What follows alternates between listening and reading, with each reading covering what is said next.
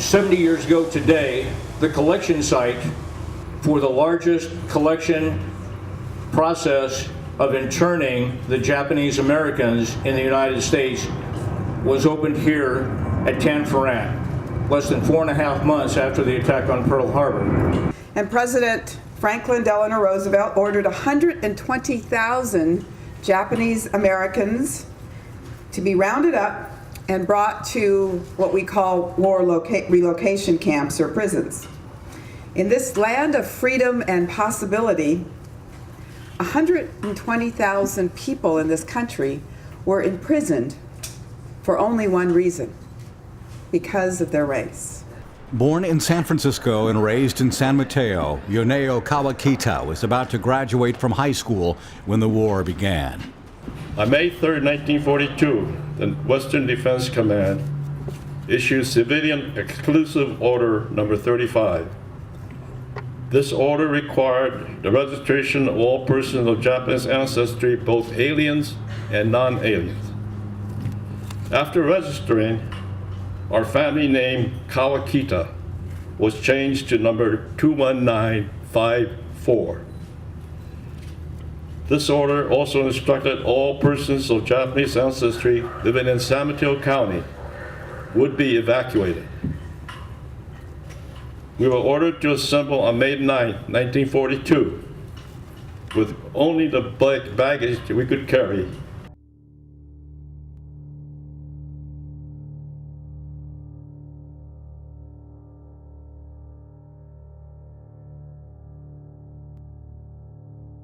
When we arrived at the control station on May the 9th, the whole area was guarded by Army military police with rifles.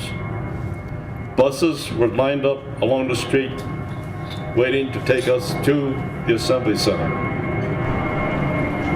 As they called our name and family number, we boarded the bus, and as soon as the bus was full, we departed with an armed guard on board.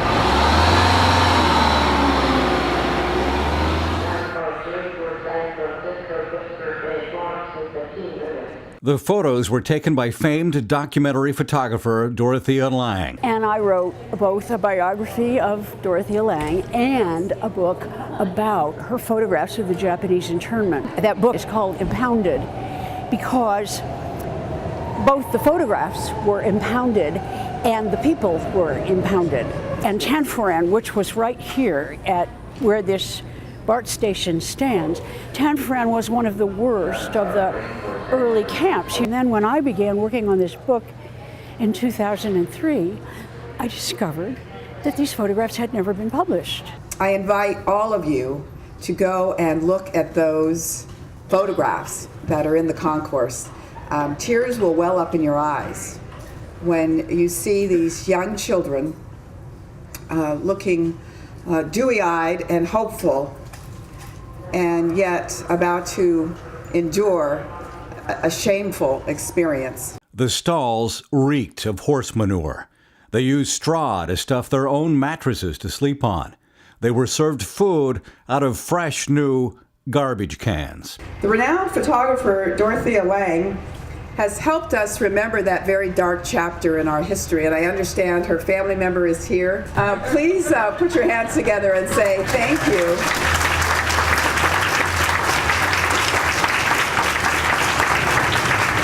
And she's actually doing a piece now about her family member, Dorothea Lange, who was your grandmother, for PBS.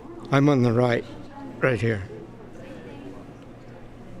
We're being waiting at the bus in Oakland to be evacuated to Tanforan by bus. How old were you at the time? 14 years old. Paul Kitagaki Sr. never knew his photo had been taken by Dorothea Lange, and he and his wife never shared their shame with their son. I found out about my parents' incarceration from a history class in San Mateo, and in 1970. And then after I found out we talked about it in class, and I came home and talked about it, and they go, yeah, we were in camp. That's when they kind of told me a little bit of their story. Paul Kitagaki Jr. later found the family photograph in the National Archives. As a photographer, he updated Dorothea Lange's work by finding survivors. Here's one example. This is Lang's work with notes from the National Archive. Second-generation Japanese Americans Helen Nakamoto Mahara and Marianne Nahiro recite the Pledge of Allegiance at the Raphael Wheel School in San Francisco before being sent to the Topaz Internment Center in Utah, April 1942. Kitagaki's update. This is them today. Helen Nakamoto Mahara on the right. Her father owned the American Fish Market in the Japantown section of San Francisco. He was arrested by the FBI, but reunited with his family at the Topaz internment camp. Nahiro's parents were split up. Her mother, a teacher who taught Japanese, was arrested and sent to a separate camp. She never saw her mother again. Quote, "I don't have bitterness like a lot of people might." I'm so moved by what you've done that I'm making a commitment to you today. When you are ready, we're taking your extraordinary photojournalism works to Washington, D.C., so they're shown in the capital of the United States of America.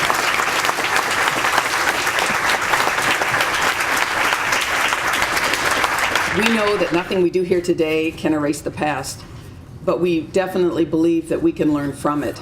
I'm very gratified to be a part of BART, as BART is able to shine some light on those dark days with this touching and powerful exhibit. The exhibit at the San Bruno BART station will be on display through May as a potent reminder of injustice. One nation, under God, indivisible, with liberty and justice for all. At the San Bruno BART station, Mark Jones, BART TV.